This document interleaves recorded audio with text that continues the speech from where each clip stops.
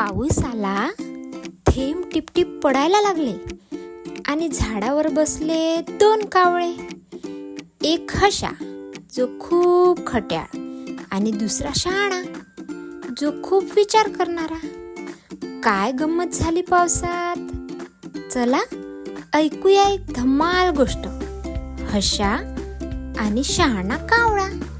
एका मोठ्या झाडावर हशा नावाचा एक चंचल कावळा राहत होता. तो खूप खोडकर होता आणि सारखा इतर पक्ष्यांच्या चेष्टा करायचा. एके दिवशी पावसाने दमदार हजेरी लावली. झाडांवर टपटप थेंब पडू लागले. सगळे पक्षी आपापल्या घरट्यात बसले, पण हशा मात्र खोडकरपणातच गुंग होता. त्याने एका कबुतराला पाहिले आणि चिडवले, एक कबुतरा, भिशील भिशील. कबूतर शांत राहिले. मग हशा एका चिमणीला म्हणाला, चिमू चिमू, उडता येतं का?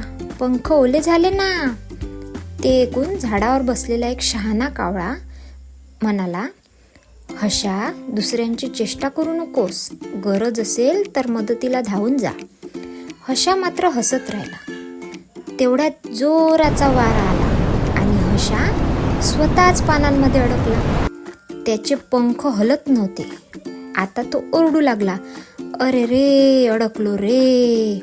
शहाण्या कावळ्याने लगेच त्याला मदतीचा पंजा दिला आणि बाहेर काढले.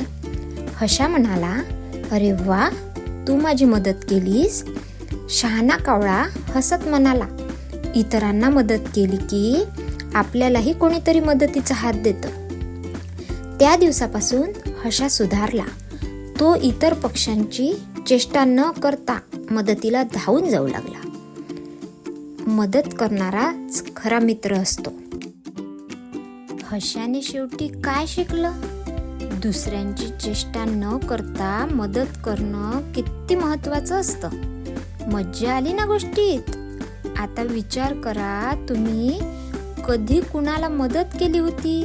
आणि हो, अशीच धमाल गोष्ट परत ऐकायची असेल तर भेटूया लवकरच गोष्टींच्या फॅक्टरीवर.